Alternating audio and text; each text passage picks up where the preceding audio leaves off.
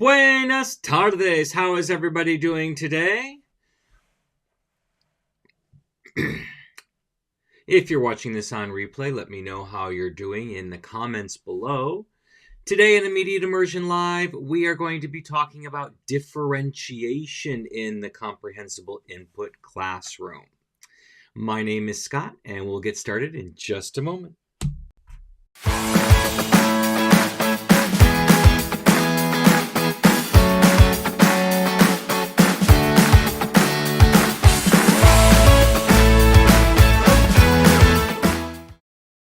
And welcome back. Again, my name is Scott, and we're going to be talking about differentiation in the classroom today. This is a buzzword that we've been hearing in education for quite a long time, and I just want to talk today about how you can implement it in your classroom using comprehensible input. First, before we get to it right away, I want to address comprehensible input for a moment and the way Stephen Krashen talks about it. He talks about it as input plus one. And if you don't have that plus one, then there's no place for kids to grow their proficiency. So we want to be comprehensible, but we want to be just out of reach of that comprehensibility. So most of it is comprehensible, but there's just a tad bit that's not, so they can reach for something to grow on. If you always are 100% comprehensible, never using new words, never using new structures, then there's not any room to grow because they're just being given the same information over and over again. It's kind of like when a runner just keeps running in the same distance and keeps going the same time, says, I'm not going to try for shaving off a fraction of a second. Or I'm not going to try to increase my distance. I'm just going to stay in my comfort zone. And we need to push the kids out of the comfort zone slightly. We don't want to go too far because now we're in the incomprehensible input. But we don't want to be 100% in the comfort zone either, because that can cause problems where they're not actually growing. Now, with that, what makes it so difficult, we have a variety of students in our classrooms at all times. We have slow processors, we have regular processors, and we have fast processors. And we need to address all of them. And if we don't, then kids start to get bored, they don't feel challenged, and usually that's when problems start to occur. How do we do that? With our input, we need to be constantly varying our input. Everything we do needs to be constantly varied. We need to give it at the slow processor level, at the regular processor level, and then at the fast processor level. And I'm going to use Blaine Ray's classic Pobre Ana as an example. This one is a really great example of how they address everybody in the first paragraph. It says, there is a girl and her name is Anna. Anna is a girl. Anna is poor. There is a girl named Anna who is poor. Anna lives in Torrance, California. Anna, the poor girl, lives in Torrance, California. Now, I'm not quoting the book exactly, but you get the point. They're starting off with short, choppy sentences, which address the slow processors. Then they build up those sentences so that they're a little bit medium-sized, maybe with ands, buts, or ors. And those are for the average processors. And then on top of that, we have much longer sentences that combine 2 or 3 small sentences together, might use a because, a therefore, or a since, and those are for your fast processors. The key to this is those bigger sentences contain no new information. They're just regurgitated from the short, choppy sentences. So if the slow processors only get the short, choppy sentences, they're not missing out on any information. And your medium processors, they're going to get the short, choppy, plus the medium sentences that you address directly to them. And then for your fast processors, they're going to get the short, the medium, and the really long ones as well. But nobody's missing any information because all the information is contained in the short, choppy sentences, which are comprehensible to your slower processors. But I'm adding a +1 for all of them by giving just a little bit harder of a sentence. So the medium sentences are there for the slow processors to grow up to. And then the longer sentences are for my medium students to grow up to. And then I am going to create more challenging or require my fast processors to give me more language to keep them growing as well. That's that next step.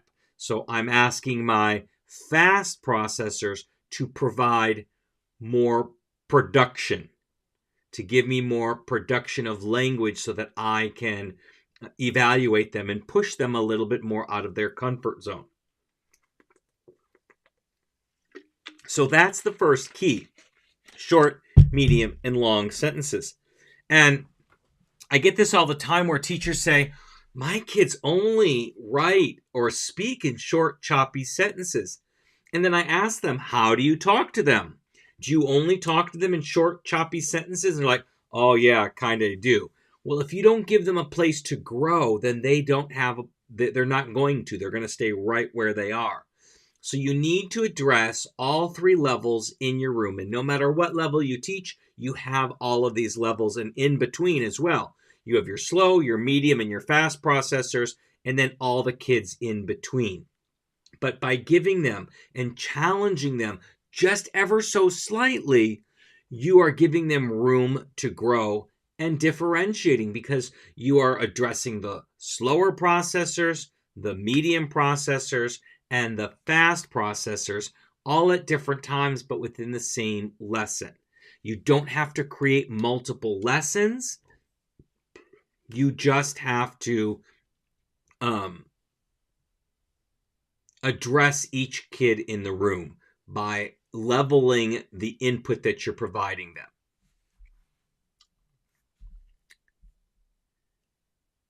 And let me switch screens. Okay.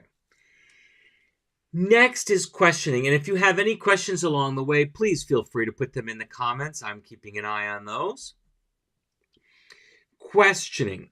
What I always say, it's important to ask the right question to the right student at the right time. What does that mean? First of all, let's look at lawyers for a moment.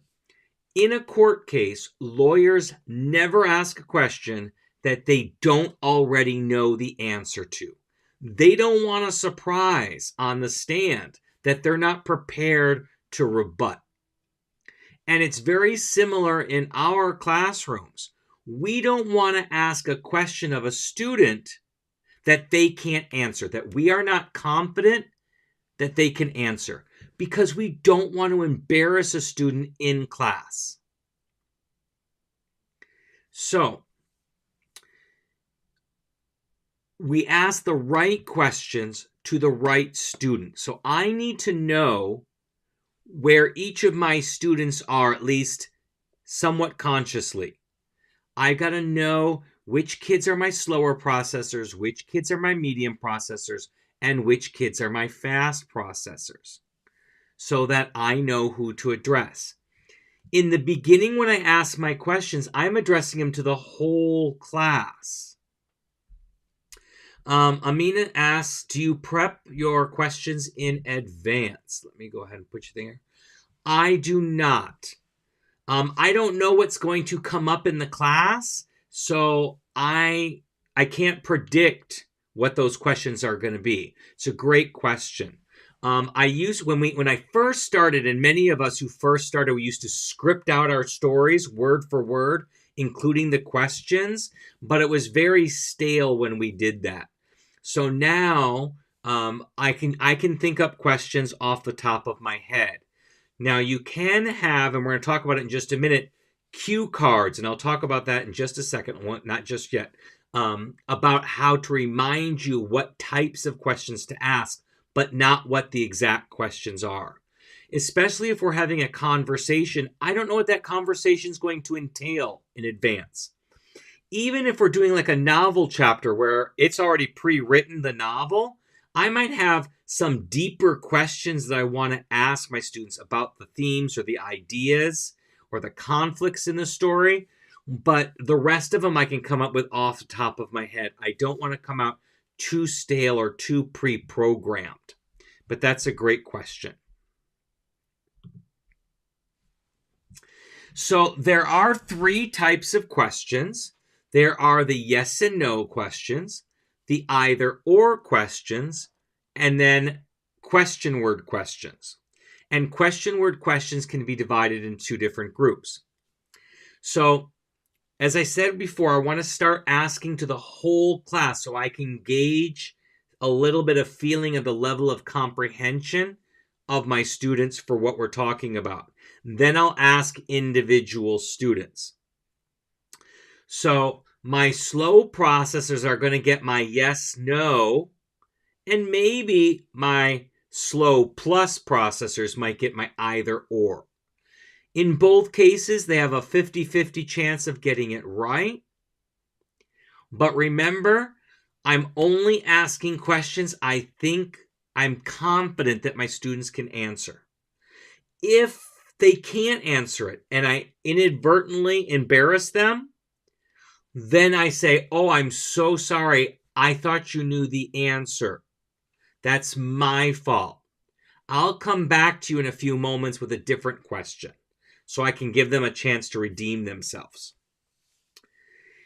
My either or and my simple question word questions like who, what, where, and when, those are to my medium processors. My lower medium processors are going to get either or. My medium plus processors, they're going to get my who, what, where, when. I limit it to those question words because they generally can be answered in 1 or 2 words. They don't need a complete sentence or a lot of language to answer them. The last set of questions are how and why questions. And in most cases, they require more language, longer sentences to answer. And so those I'm going to reserve for my fast processors because I want to challenge them. And then they're going to have to use more language. And I really don't care if the language is correct or not. I want them to build confidence and give me the answers to the best of their ability. If I put them down or try to correct their language or stop them to fix their language, that's not going to help them build confidence. That's going to shatter confidence. So I don't want to do that. So once they give me their answer, then what I'm going to do, if it's not grammatically correct, I'm going to rephrase it back as if I'm effective listening, where you paraphrase back what someone said, and then I'm going to put it in the correct way so that kids can hear how it should have been done. But I'm not going to point out at all that the student made a mistake. They're trying to build their confidence, and it's scary, and they're having to answer more complex questions using more language. So there's no reason for me to put any more stress on them whatsoever. So I'm going to go from my whole class asking yes, no, either, or, who, what, where, when, and then how and why questions going up and down the scale. That's the scaffolded part of the questioning, starting with your low level yes or no, then your either or, then your who, what, where, when, then your how and your why. The differentiation part is asking the right student the right type of question. Yes or no, either or, who, what, where, when, how, and why. So in the beginning of the year when I don't know my students or where they're at, then I'm really sticking more to whole group questions. But after a couple of weeks, once I'm familiar with where my kids are, I'm going to start adding some individual questions in there. Now, I have a little secret when it comes to asking questions. I use a little deck of cards that I make. So I go into Google Docs and I make, on an 8.5 by 11 sheet of paper, I will make a table with 2 columns and 5 rows. That gives me 10 cards per page. In each card, I am going to put the student's name.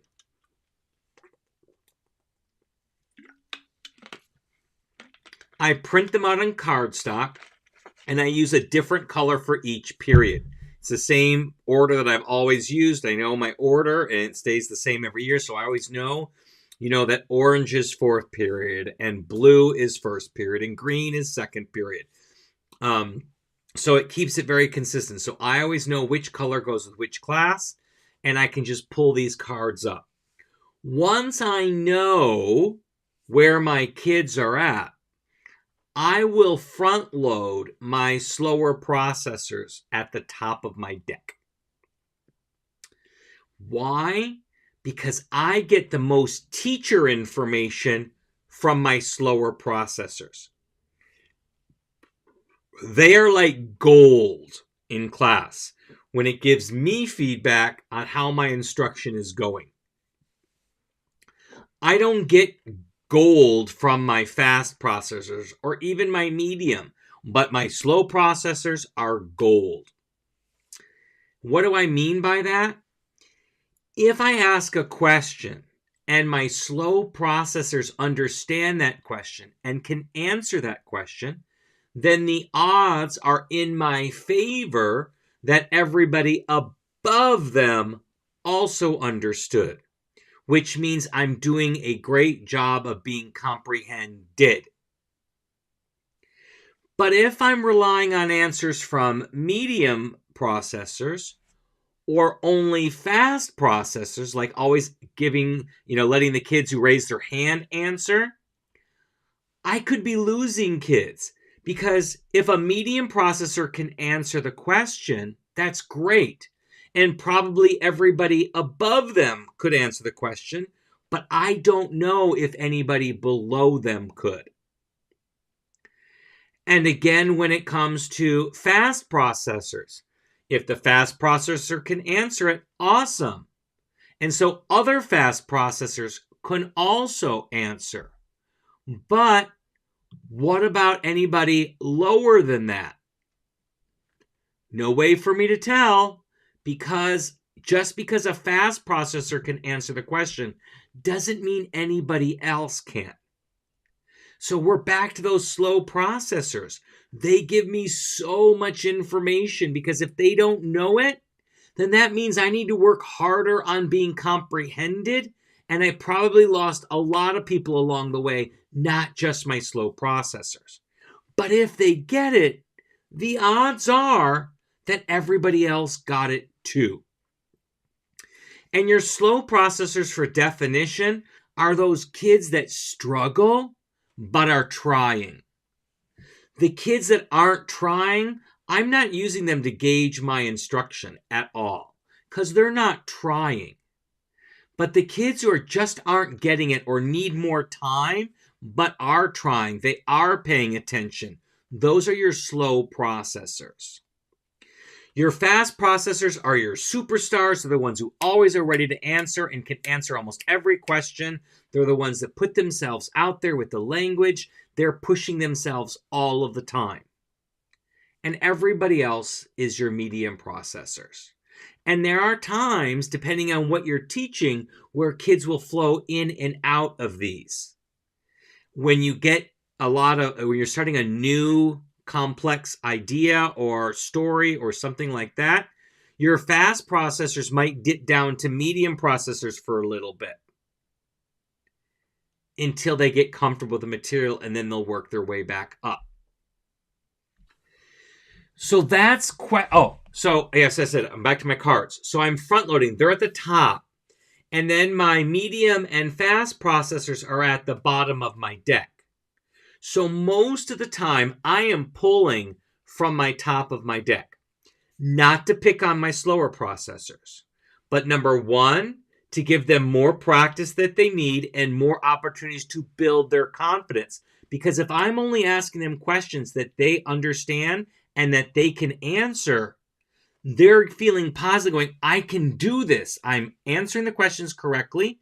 I'm doing it over and over again. I'm understanding. But if I keep giving them questions they can't answer, that's going to make their confidence go down. And our goal is always to make their confidence go up. But I don't want it to seem like I'm always picking on the slower processors. So I'm also randomly going to pull from the bottom of my deck, which has my fast and medium processors. So every class period, I load up my deck. I shuffle it. I take out my slow processors. I shuffle them. I take up my medium and fast processors, shuffle them, then put the decks back together before class. So I'm always prepared. But again, remember, only ask questions that you know your students can answer or you're confident. I mean, obviously, we're not going to get it 100%, but you want to get as best as you can. Now, one way to help you remember what kinds of questions to ask and not to ask them in a pattern, because if you ask them in a pattern, kids don't need to understand. They just know, oh, he's always asked a yes or no question first, then he's going to ask an either or question, then he's going to ask a who, what, where, when question, then he's going to ask a how, why question. And they know the pattern so they can predict the answers before you even ask the questions. We don't want to do that. So in the back of the room where your eyes go a lot of the time, near the ceiling, you can put a little poster, an 8.5 by 11, and all you're going to do on it is put as big as you can fit on the paper, a plus, a minus, a question mark, and then a question mark and a plus. So what does that mean? The plus means you're going to ask a yes. I forgot one in there. I'll get to it in a minute. I forgot one in the list. So the first one is a plus, and that one's going to be where you ask a yes or no question, and the answer is yes. The next one below that is a minus, and you're going to put a yes or no question, but the answer is no. Then this is when I forgot. You're going to put an or, the word or. And here's where you're going to ask an either or question. Then when you see just the question mark, that's a who, what, when, where question. And then the question mark plus is a how or a why question. So you can do that and just look at it and go, I haven't asked a positive question in a while. I haven't asked an either or question in a while. I haven't asked a who, what, where, when. And your eyes can scan. It reminds you of the type of questions. And then you just make sure that you are not repeating them over and over and over again in a pattern. The other way is to make another deck of cards. Remember that template to make the names? Google Doc, table with 2 columns and 5 rows. Spread it out over the whole sheet. You can write the question types that in there. So you can write in there, ask a yes or no. So yes or no question about the subject. Another card. Yes or no question about the verb. Another card. Yes or no question about the object. Another card. Ask a negative question about the subject. Ask a negative question about the verb. Ask a negative question about the object or predicate. Ask an either or question about the subject. Ask an either or question about the verb. Ask an either or question about the object or predicate. Ask a who question about the subject. Ask a who question about the object. Ask a what question about the subject, etc. You get the idea. You're writing these little cue cards to ask you what kind of question to ask and what part of the sentence to ask it about. And then you shuffle this deck, and then whatever question pops up when you pull it up, that's the question you ask. Then you go down and you, I'll get you 1 second, Amina. Then you get the next card and you ask the next question. And then you pull the next card and you ask that question. Amina asks, what was the question plus again? That's your how and your why questions. So it's your question word, but a little bit more advanced. That's what that plus means there. Great question. So this way with the cards, for me, the cards worked a little bit better just because even though I see all the different types of questions up there, I might forget to ask questions about all three parts of the sentence. I might inadvertently keep asking the same pattern of questions. So by using a little shuffled deck, it makes it easier for me. I don't know what my question is going to be, but it tells me how to format my question. It tells me to ask a yes or no question about the subject. So I can say, did Michael or Michelle have a dog? Then it says, ask a what question about the object. What did they have? A dog. Then it says, how? So I can say, how did they get a dog? So I can come up with the questions from the question cues. And because they're shuffled, I know it's always going to be random. When I get through all the questions, I can put them back together, shuffle them back up, and keep going. Or you can make a double and a triple deck so that you don't have to shuffle them as often. But that helps you get a lot of repetitions of the questions while still scaffolding them and differentiating them. And remember, when you get that who, what, where, when question, you know you're going to ask that to one of your top mid-level students. And if you get a yes-no question, you're going to target a slow processor. And if you get a how, why question, you're going to target that to your fast processors. That's how you differentiate in questioning. Any other questions on questions before we go on to the fast processors part?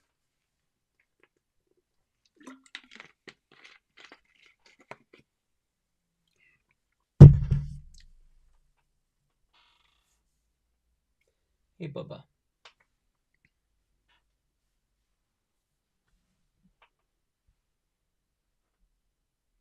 Okay. So let's go on to fast processors. And as I said before, these are your superstars. These are the kids who want to show off and have some ability to show off. And you need to give them that opportunity for them to show off, or you're going to lose them. And it can go either way if you lose them. Generally, your classroom management problems happen from one of two base levels, from reasonings. The first is that they're bored. When kids are bored,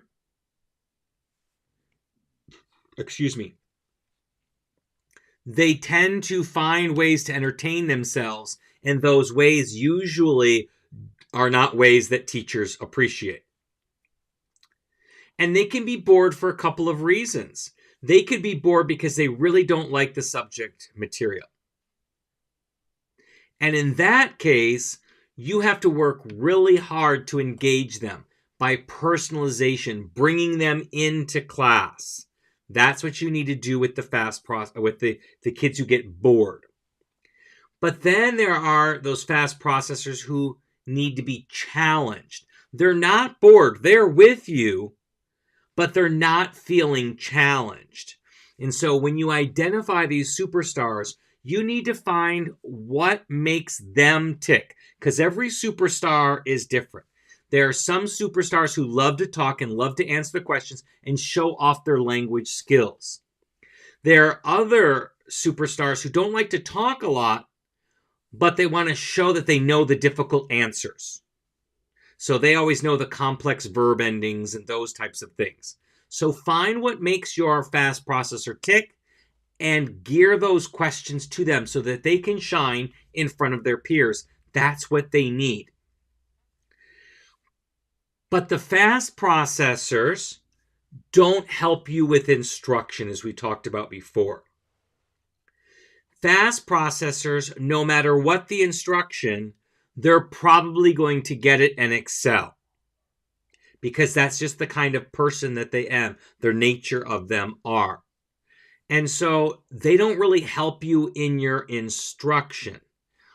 What they do is challenge you to find ways to challenge them.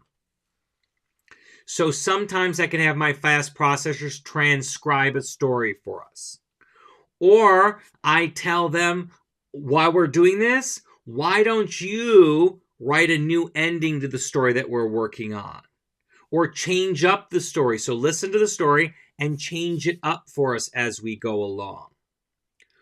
Or if there's new vocabulary that comes up, and this is that fast processor that doesn't like to talk, but wants to show that they know the answers. So their job is to go up and write the vocabulary on the board whenever there's a word.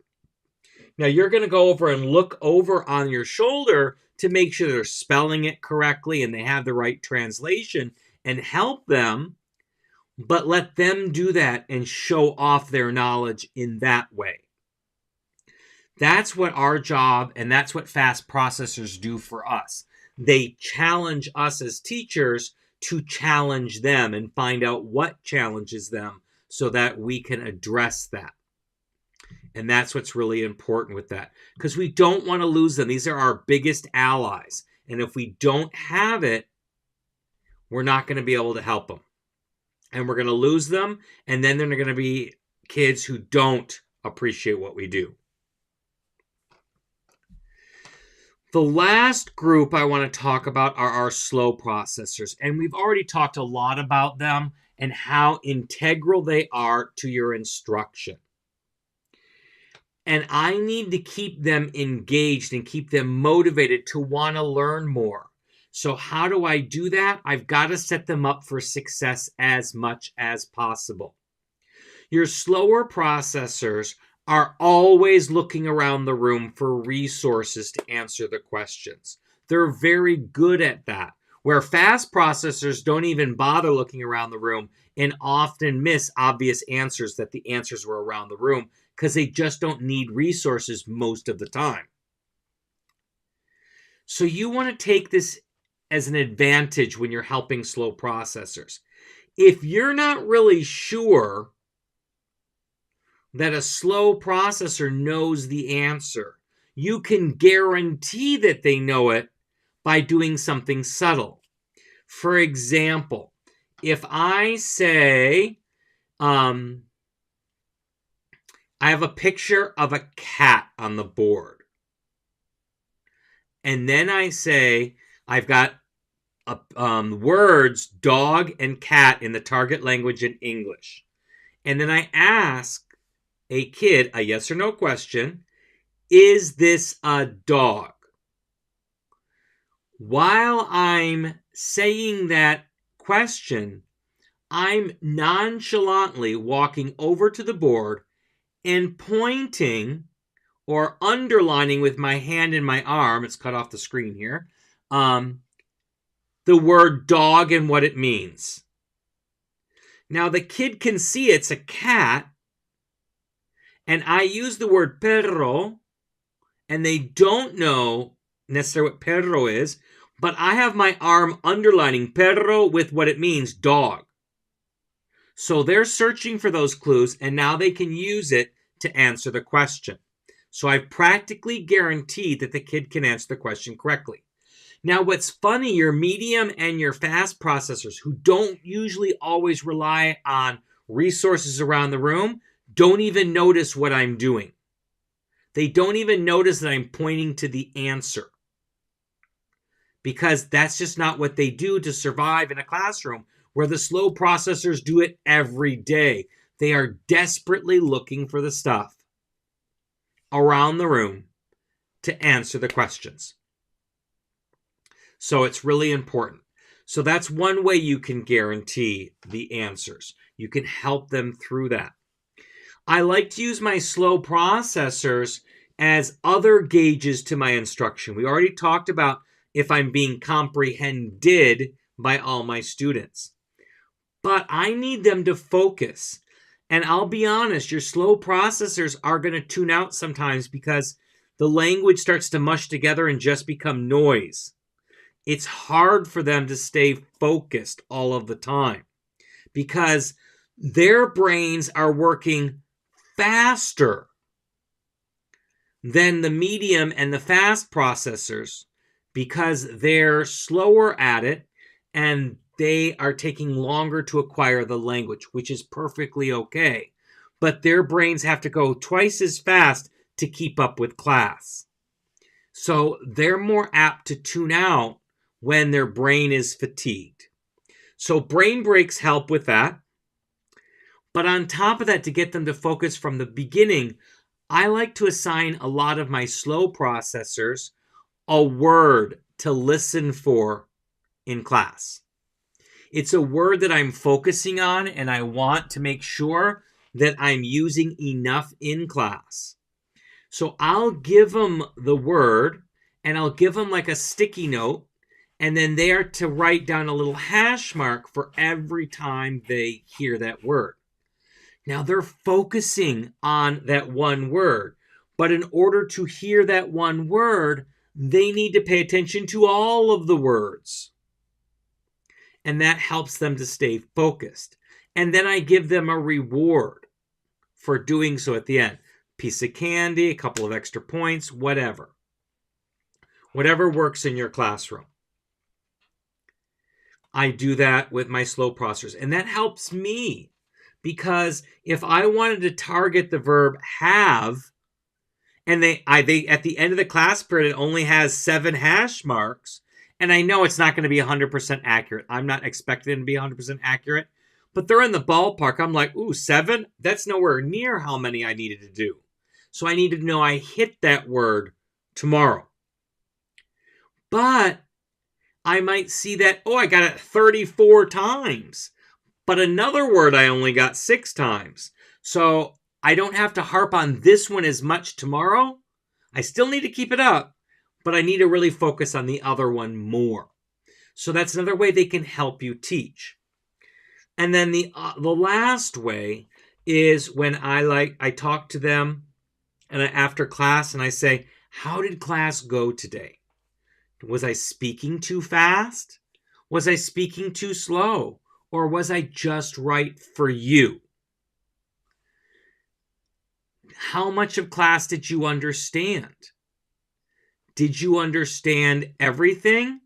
Did some of the stuff miss? How much was going over your head? So I have these little 1-minute conversations at the end of class. And again, I thank them for their feedback, and I might give them a piece of candy or something, some type of reward for their feedback. And I don't want to just take one kid's feedback. I want to ask, 2 or 3 kids to find out how that class period went. Again, I don't want to ask my fast processors, and I don't want to ask my medium processors because that's not going to give me the information. I need to know that my slow processors, that I am teaching all the way down through the depths to get to my slow processors. Because if I'm going from the top down and I get to the bottom, and I don't mean that in a negative way, just to where they are, then I've already passed up the top and the medium. But if I only get to the medium, I'm not touching the bottom here. And if I only get to the surface, I'm not touching any of this in here. So it's really important, and your slow processors are so important to your instruction and what you're going to do the next day. Because if you weren't comprehended today, then you need to redo that lesson tomorrow. and you need to work harder at making it comprehensive. And in class, you might even come up with a signal just for your slow processors. You look one in the eye, and then they tell you yes, or they just tell you no. Is everything going okay? Yes. Are we having problems? No. You don't have to specify, but you know you need to slow down. You need to work on being more comprehended. Lots of times we think we're being comprehensible, but unless they are understood, what we say is understood, we're not being comprehended. And that's important, that comprehended part. So those are the ways that I differentiate in my classroom and address all students in there and try not to leave any students behind. And then we can move from lesson to lesson to lesson. If it goes slower, that's okay. If one class period need to go slower than another class period, that's okay. I don't need to be on the same page on the same day for every class level, even if it's the same level. I have some classes that process. I have a lot of fast processors. We can go faster through the material. So usually what I will do is when we get to the end of my predicted lesson and I still have a couple of days left before my other class catches up, I'll find some enrichment activities that we can do working on that lesson so that I am not making a bigger and bigger gap between them, because then it becomes a nightmare for lesson planning. So I just have some enrichment activities that we can use to develop and practice the language. Sometimes it might be a game. Sometimes it might be another write and discuss. I just have these filler-like activities that I can do to fill up the time. I even may have a short picture talk I can do that my other class won't do. It's extra. But this way I can get them all tied up. But it's okay if my classes run at different paces. That's what differentiation is all about. Does anybody have any questions or comments? And if you're watching this on the replay, feel free to put your questions in the comments. I do go back and answer them. While you're thinking about that, let me see what our next topic is going to be.